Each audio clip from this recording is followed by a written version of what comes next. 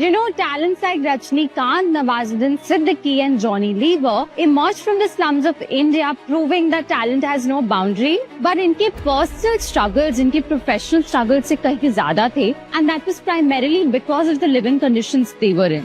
वैसे ही जहां आज मैं खड़ी हूँ Dharavi, which is Asia's largest slum, यहाँ टैलेंट की कोई कमी नहीं है. कमी है तो प्रॉपर रिसोर्सेज की.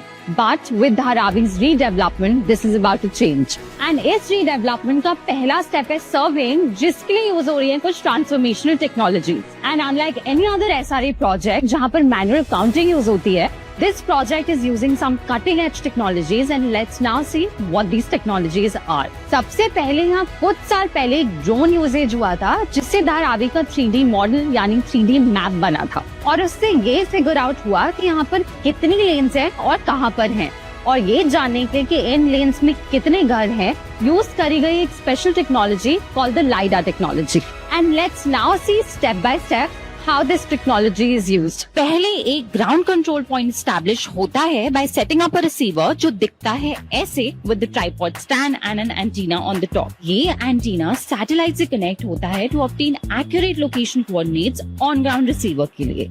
A tablet known as a controller then stores all on ground information and facilitates this connection. ये पूरा प्रोसेस हेल्प करता है लाइडा मशीन का स्टार्टिंग पॉइंट डिटरमाइन करने में through out the day. Next, the LiDAR machine is unpacked and made ready.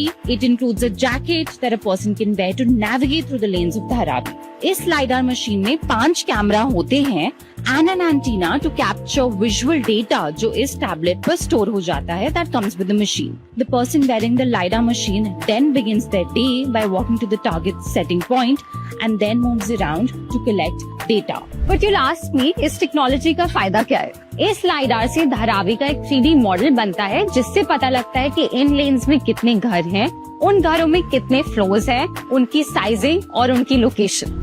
इस lidar से इन lens का एक ट्रैक क्रिएट होता है जिससे पता लगता है कि आज कौन सी लेन कवर हुई है. और ये लाइडार टेक्नोलॉजी इंश्योर करती है कि धारावी का कोई भी घर छूट ना जाए. ये तो हमने देख ली घर के बाहर की चीजें. चलिए अब चलते हैं घर के अंदर.